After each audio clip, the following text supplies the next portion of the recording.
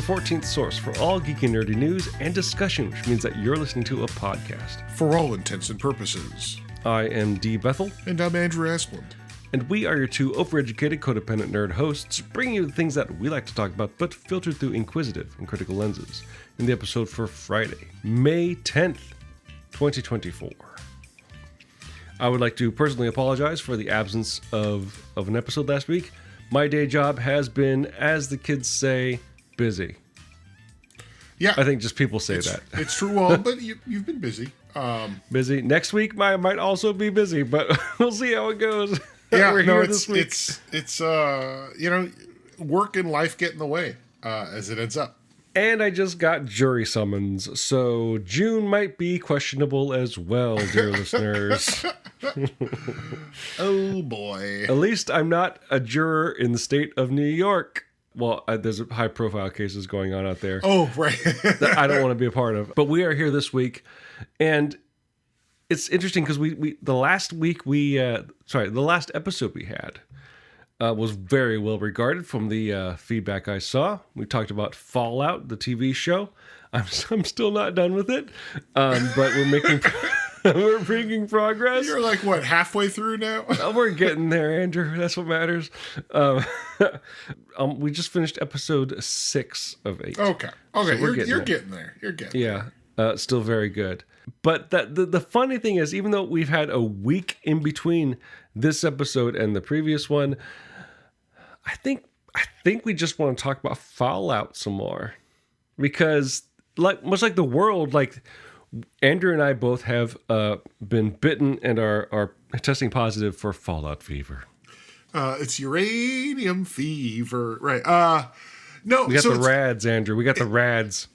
So the one thing is, the Fallout show comes out, and in any other world, Microsoft / Bethesda would have had, hey guys, here's a Fallout game to play too, right? Right. And instead they're like, hey, we're releasing a patch for the 10-year-old Fallout game, Fallout 4, so it will work on your bigger TV.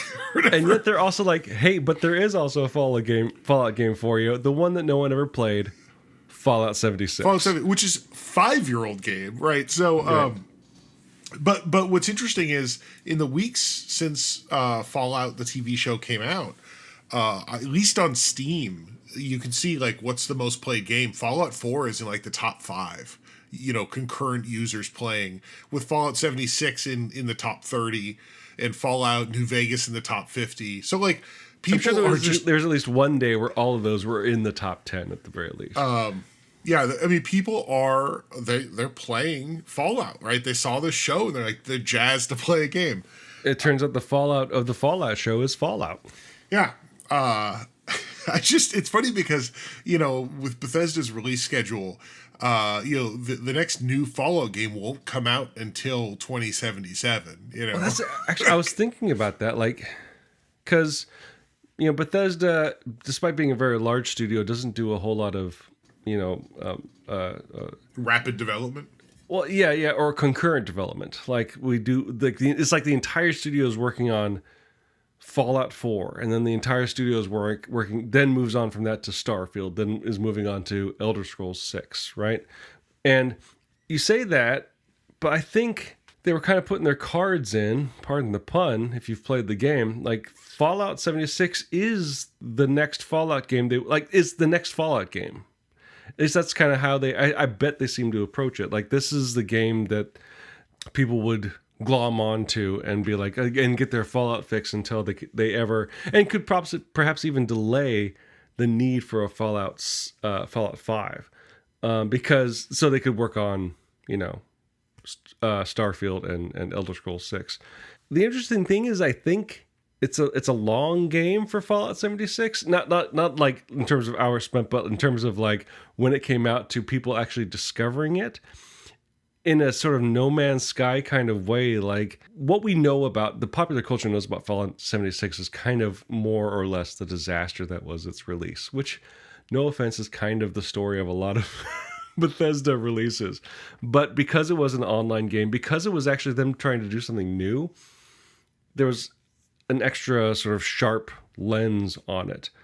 And was exacerbated by how broken it was, but kind of like, not exactly like No Man's Sky. In the intervening years, they've been doing lots of updates, some of them free, some of them not, to a point where like a lot of people are kind of coming to Fallout 76 from what I'm hearing in terms of the news and going like, wow, this game's kind of awesome.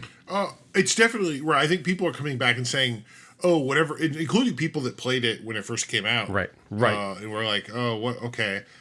People are coming back saying, actually, yeah, this is probably the game that they were advertising. Now, yeah. And maybe I'm being a bit hyperbolic by saying it's kind of awesome. At the very least, people are finding it to not be bad, with expectations mitigated. Like it's another good Fallout game. And I've been, because it's been part of the news lately, a lot of podcasts I listen to, video game podcasts, have been talking about Fallout. One of the best reviews I heard that actually, and this kind of leads into what we're going to be talking about, what got me into actually playing Fallout 76 was, I forget which podcast it was. I think it was actually the No Clip podcast. Danny O'Dwyer was talking about a friend of theirs saying like, oh, I went into Fallout 76 expecting a multiplayer game, but what it actually is a pretty good single player game. Right? I'm like, okay, that's kind of what I want. What I've learned over the years, that's what I want from a multiplayer game. I want a good single player experience. So here I am playing ostensibly Fallout 5. At least that's how I'm treating it with Fallout 76. But I don't want to get too far ahead of ourselves. You're 71 off there. You know, well, so are they. But no, it's to be clear, this the game that as it exists now has seen a lot of updates, right? Like any online game, there are updates every month or every few months. There's some sort of stuff going on. And then they have some major patches like every quarter, I think. But there was probably the most substantive patch came, I want to say it was like 2 years after release. right. And it's referred to as the Wastelanders update, which is the one that brought people NPCs? back to Fallout. Yeah. And at which point it really started to look more like, I mean, it has some weirdness that it's an online game, but it really is like, yeah, you suddenly there's people to talk to. There are like there are quest givers, and there's towns, there are communities to interact with. There's even factions that you can ally with, and it's pretty apparent how much of a hard turn that was, because they give you that right out of the, I was gonna say right out of the gate, but right out of the vault.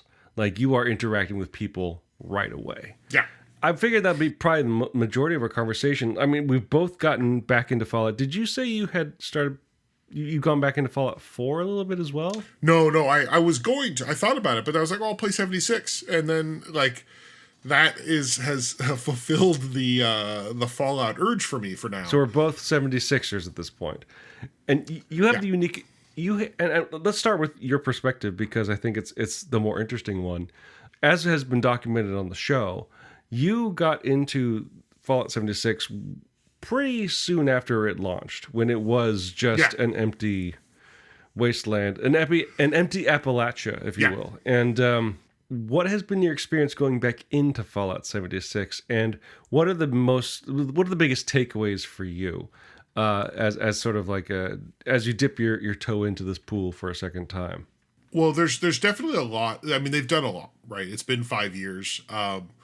It feels like they figured out the game better. Have you checked in at all during those 5 years, or has it been pretty much like for lack of a better word, a wasteland since you first checked in to now? So when it first came out, I bought it on the PlayStation 4. I played for a while.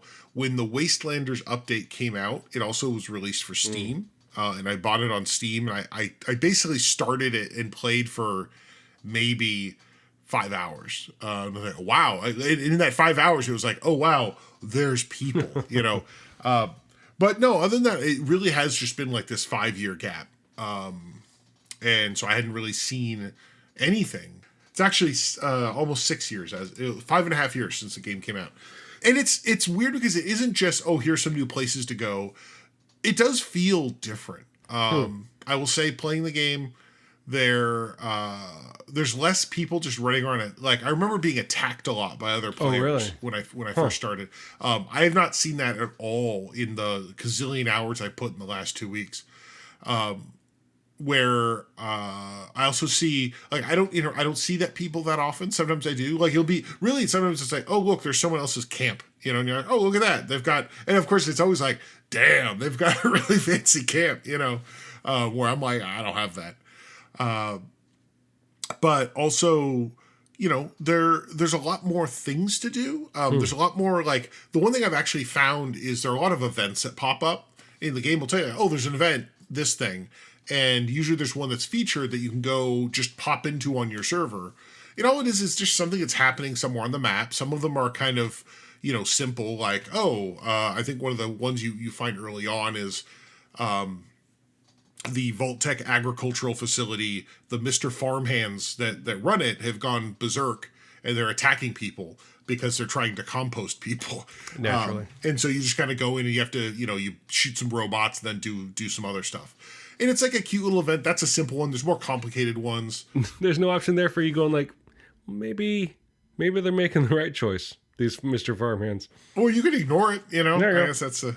and there's a lot of those little things and they're kind of an opportunity you get you get kind of bonus items for doing them and stuff. So there's that part where I've done that and I've interacted with people. Like I'm not talking to them, but I'm like playing in an event with other people.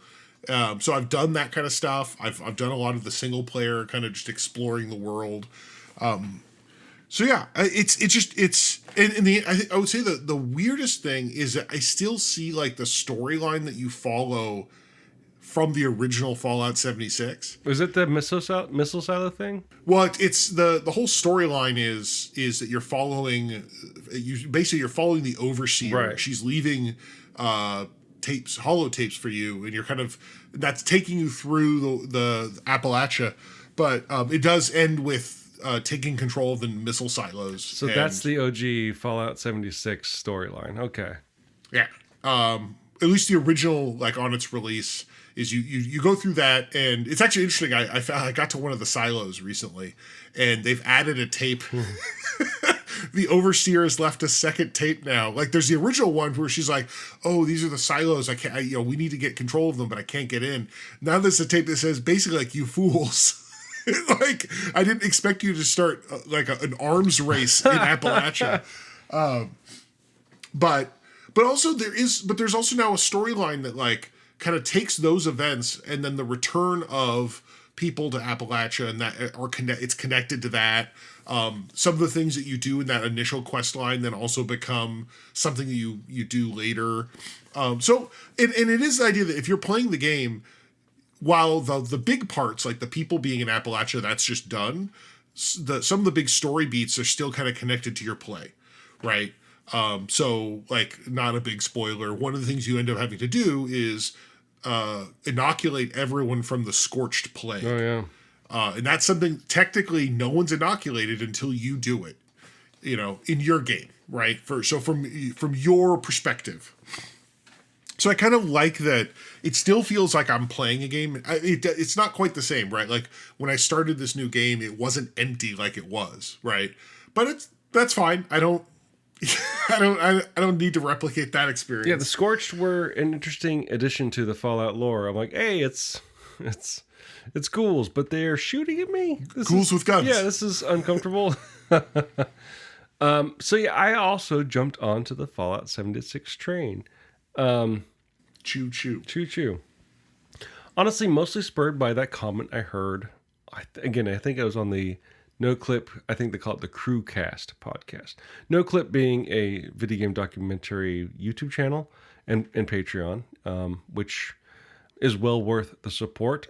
We've talked a lot about No Clip on the show before, and we're both big fans. They're mentioning that someone coming to Fallout 76 for the online experience and finding it to be a very good single-player game. I'm like, well, that's the kind of online experience I want. So I bring that up because like I have never engaged, and I guess it sounds hard to believe, I've never engaged with an MMO in any capacity before Fallout 76.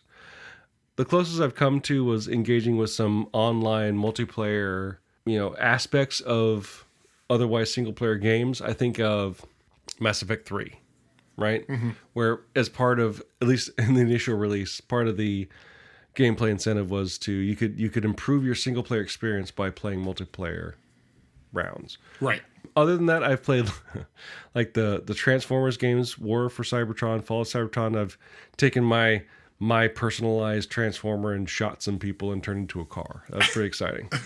But and they had some Red Dead Redemption online, but not very much. No actual like straight up MMO experiences. And so my entire understanding of that genre of game is through osmosis, by listening to people talk about it on podcasts, talking to friends about it. So there's like I would argue a language to that style of game that I don't speak, right? And so I was worried about not being able to, for lack of a better word, understand what I needed to do to play this game. But luckily, that a piece of advice or I guess praise I heard on the podcast set me up for everything I need to know, because I will say, for Fallout 76, is very good at not making you feel shame for not being Mr. MMO and like engaging in everything. It pops up with occasional, notifications, hey, there's an event going on. But I don't feel like I'm bombarded with like, you need to complete these daily quests, you need to engage in these events, you need to spend this money. It's just kind of like, it's just there on the outskirts, but otherwise it's very much being presented as like, do the Fallout thing, which for me is just walking around, going towards icons that are on my mini map and exploring. And that's a pleasant surprise, although I guess I would still argue that I still am not getting a full MMO experience, because it's downplaying that aspect quite a bit, which leads me to kind of what I was talking about earlier. It's like I feel like this is Bethesda's sort of half-step attempt to pacify Fallout fans by saying that I think they fully expected this to be, this is the next Fallout game, Fallout fans. Just live with this for 10 years because we got other stuff we want to do. We want to do the Starfield thing. Oops. Because that didn't go super well. And then we Elder Scrolls, we've been sitting on that for a while. We've been pacifying the Elder Scrolls fans with Elder Scrolls Online to the best of our ability. Absent that, we've been re-releasing Skyrim all the time. There's the 7th release of Skyrim. And so I feel like let's just jingle these keys for Fallout fans. It's like it's a Fallout game, but it's also an MMO. Play it how you want, because it'll satisfy kind of any gameplay style you have a predilection for, so that we can go work on these other games and get them released, these other single player focused games, and get those released before we can go back to the next single player Fallout game. It just feels like it could be that. It's like, it is both. It is a single player game and it is also an MMO, depending on what you want from it. And I will say, like, that's actually pretty impressive for a company to put in the time and resources to do that. Whether it works or not is, we're finding out now. But the fact that people are coming to this game and actually finding it pleasurable now, absent of the initial blowback, is kind of, I'm not going to lie, it's like I kind of like want to give a thumbs up, because it's Fallout, to Bethesda. A Pip-Boy thumbs up. Right. Or a Coop thumbs up, right, depending on your perspective. Saying like, hey, people finally caught up with you.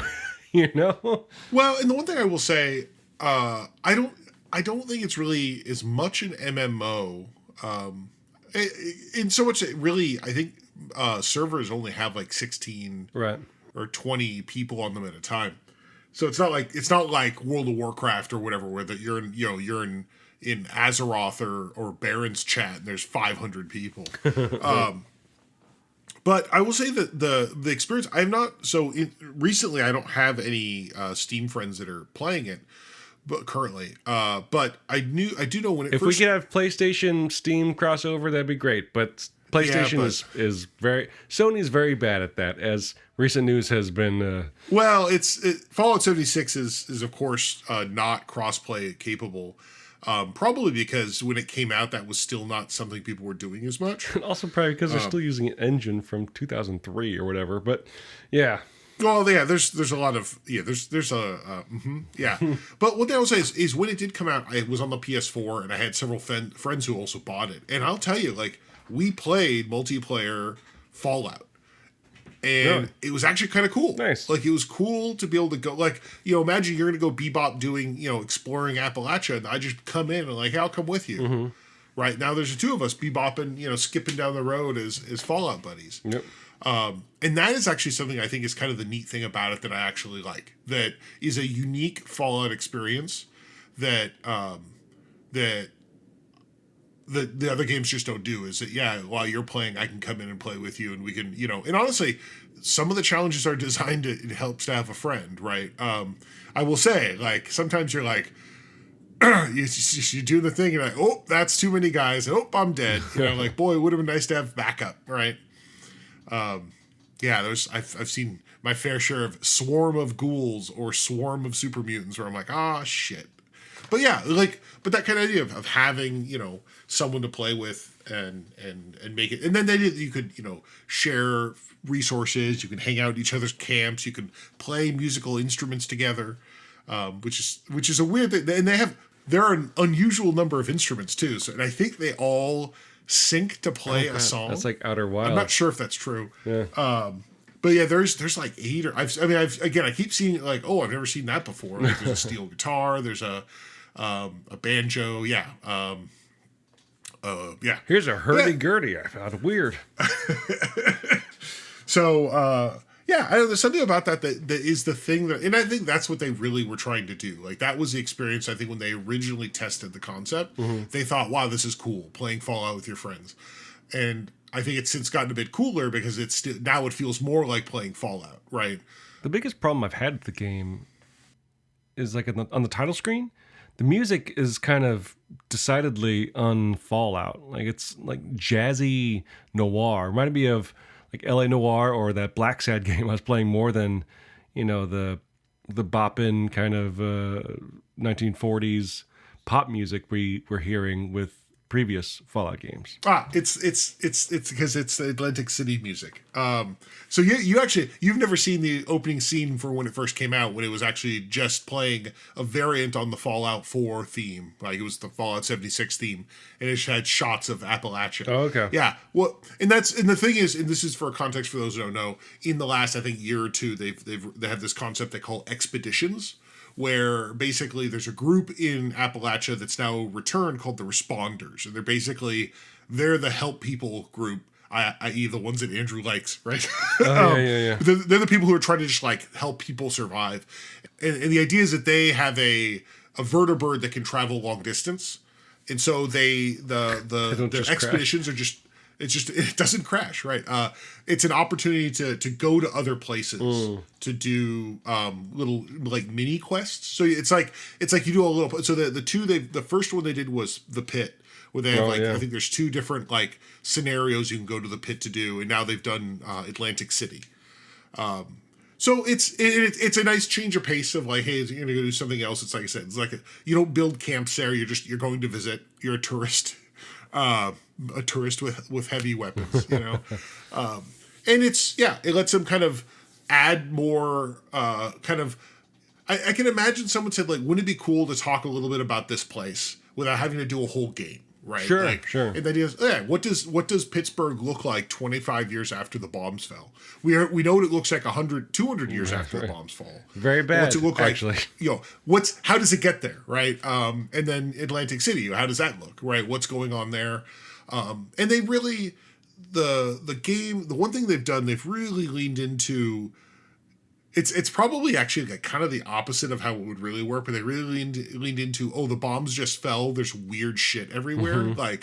Like, oh man, there's weird monsters everywhere that I guess in their mind would die out over 200 years, where I would suggest that probably weird mutations would kind of be a longer term. Anyway, but that's why you see, like, in Atlantic City, they've got these weird, like, plant moss people that are attacking, and whatever else. And so it's just a chance for them to kind of do weird shit. I'm wondering if what they have planned of like, let's go to, like, I don't know, the panhandle of Florida, like yikes, No. or oh, let's go to wherever else, and whatever other weird places to go. It's already a cesspool. You go to Jacksonville and it's just the same. There's a part of me that, especially with the success of the show, I don't blame Bethesda for not really engaging with this because they're just not from there. But like, I would really, and obviously New Vegas is there. I would love content in the Western United States, either back kind of where the games originally started in the sort of, actually, Fallout 1 was in Southern California, right? Kind of where the games take place. Kind of, it's kind of in California. It's an amalgam. Central to southern, I believe. Right, and of course, New Vegas is in sort of that same area.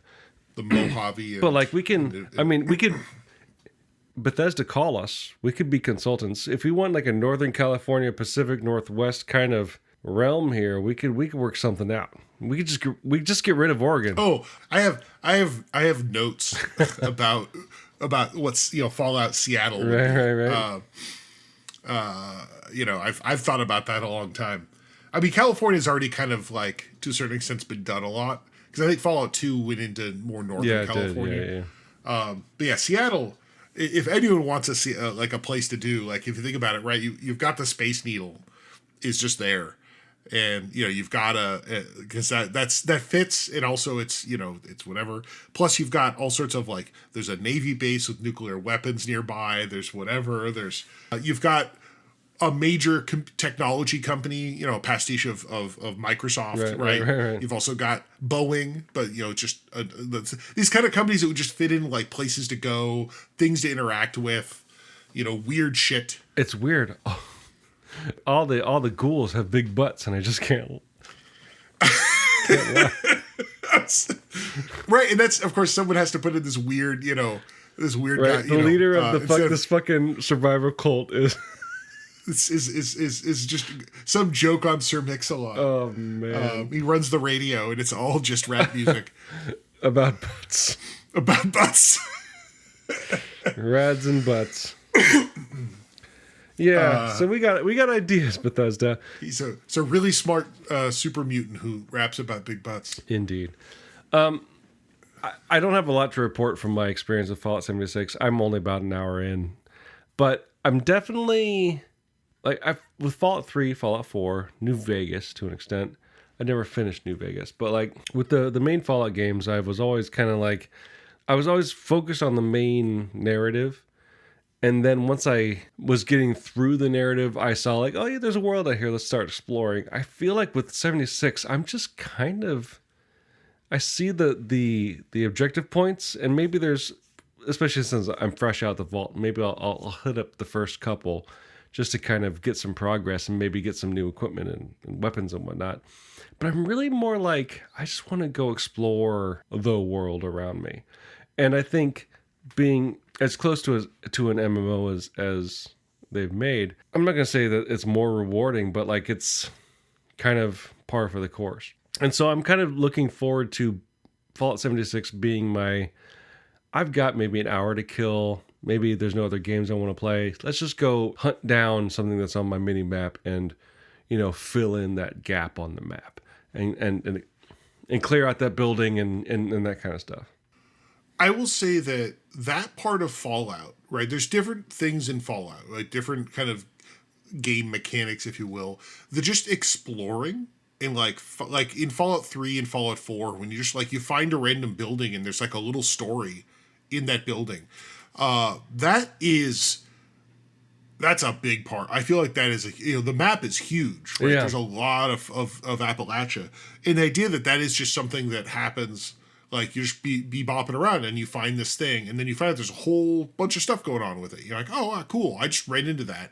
I do feel that is a much stronger part of the game than, like I said, than I think it was in previous Fallouts. So, and that's a cool thing because there's a lot to explore. And honestly, like a lot of those sort of they're not emergent stories, but like those smaller stories you find by just going into a building and reading all the logs and just being aware of your surroundings. When you find a corpse on the ground, like, oh, why are they lying like that? Why are they in this room?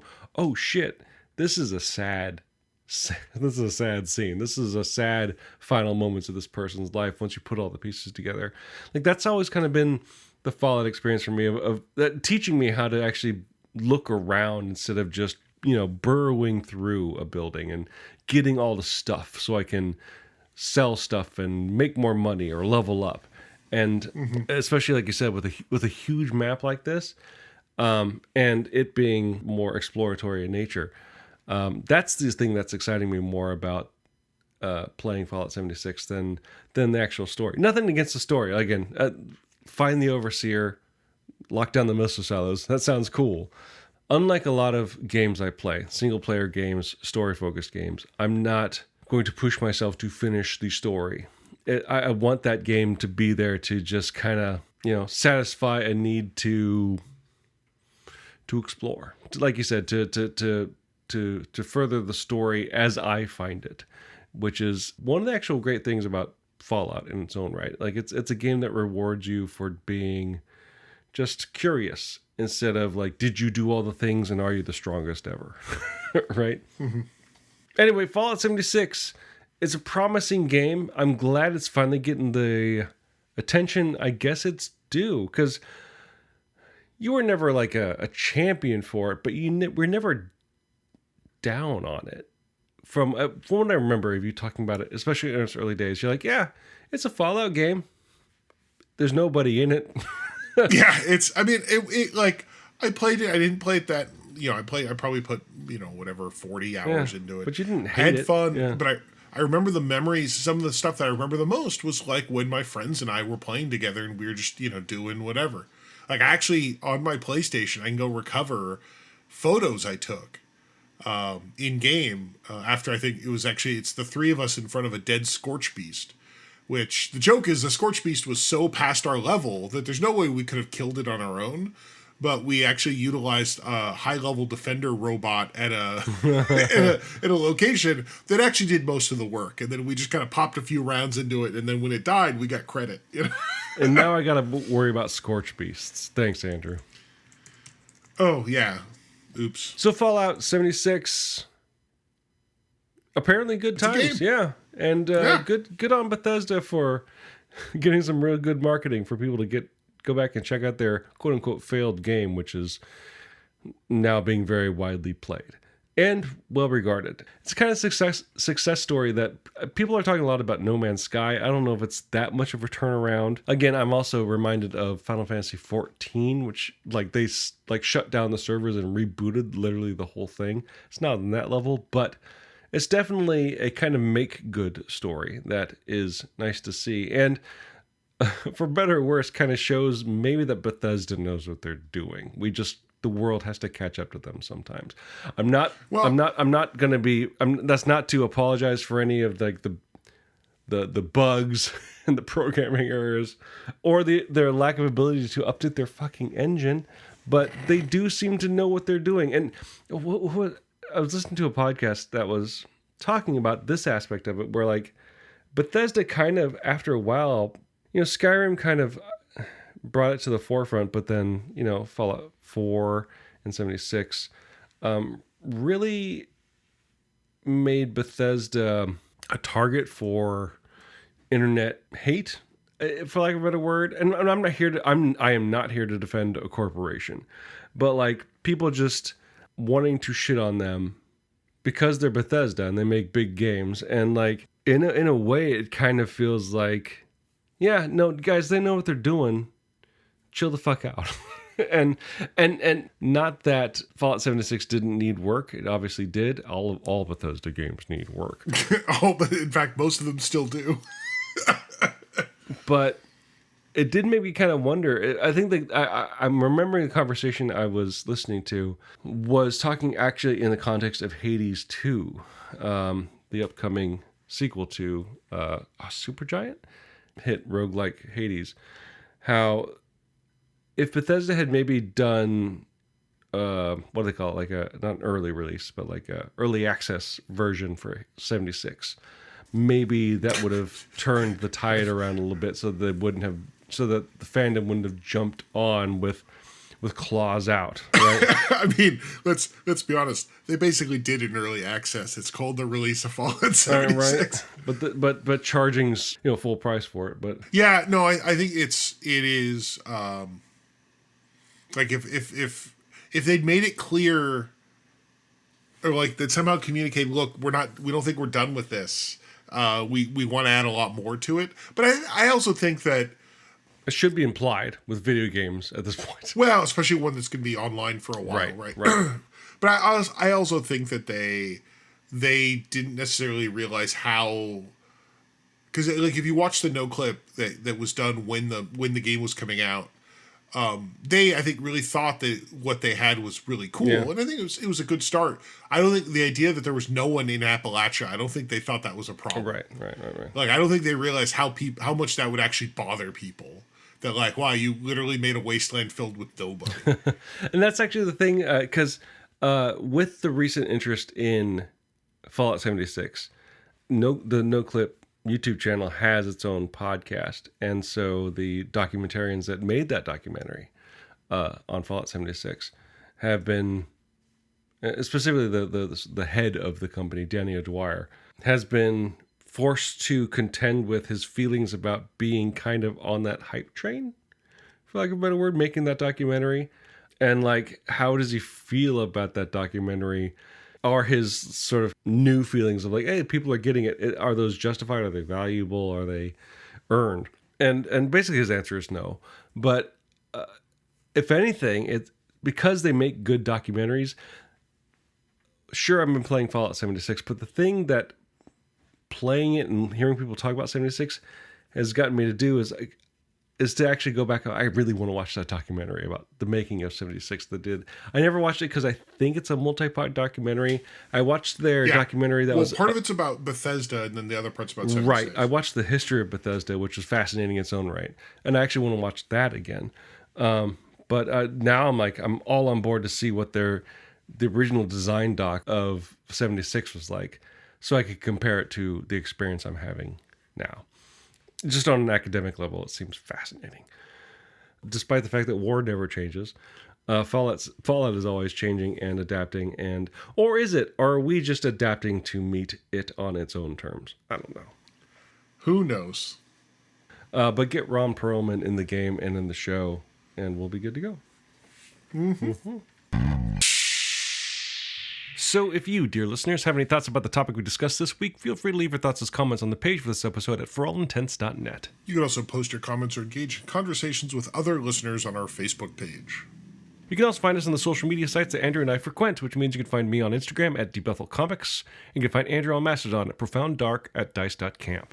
While you're at our website at forallintents.net, you can also follow the link in the corner to our YouTube page, where you will find this show simulcast in YouTube. If you are listening on YouTube, please feel free to like and subscribe. I will say, recently my Apple TV YouTube app was updated. Oh. And it's insufferable to watch things on YouTube now because there's like a commercial break for 45 seconds every 10 minutes. But anyway... But if you are listening on YouTube, please like and subscribe, or as the kids like to say, ring that bell. We use 2 tracks of music for our show. One is called Disco Medusae, the other is called District 4. They're both written and performed by Kevin McLeod of the Clan McLeod, immortal swordsman, graph paper enthusiast, and musician extraordinaire. You can find his music and more at incompetech.filmmusic.io, and that's all licensed under the Creative Commons 4.0 Attribution License. If you like the show and like to help us out, the best way to do so would be to subscribe to the show using whichever podcasting service you happen to use. What would help us out even more, though, would be to leave some sort of review, whether a text review or using the proprietary metric will help spread the word to new potential listeners through the magic of algorithms.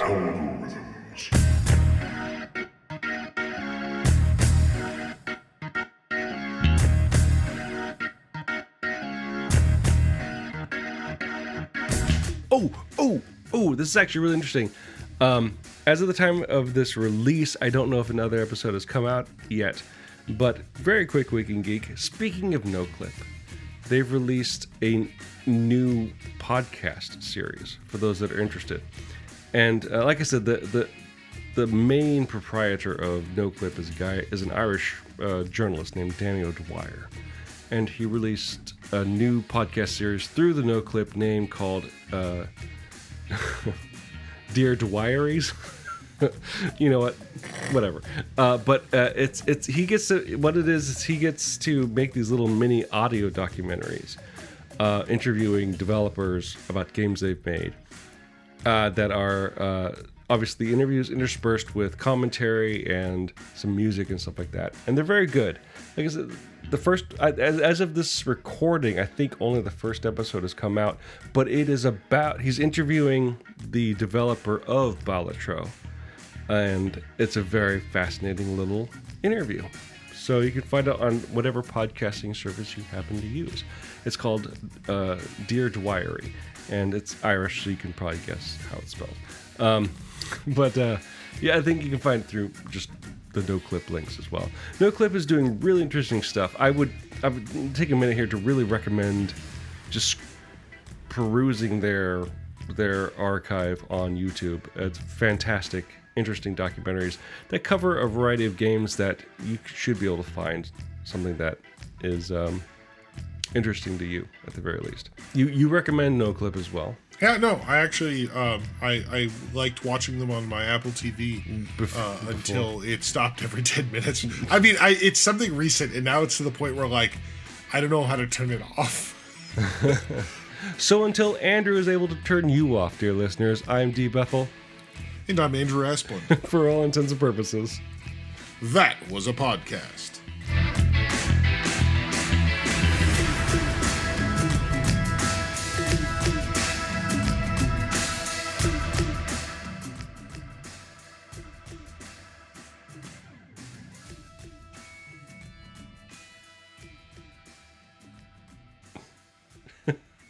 Andrew, the boner killer. Let's stop this shit before I say something funny.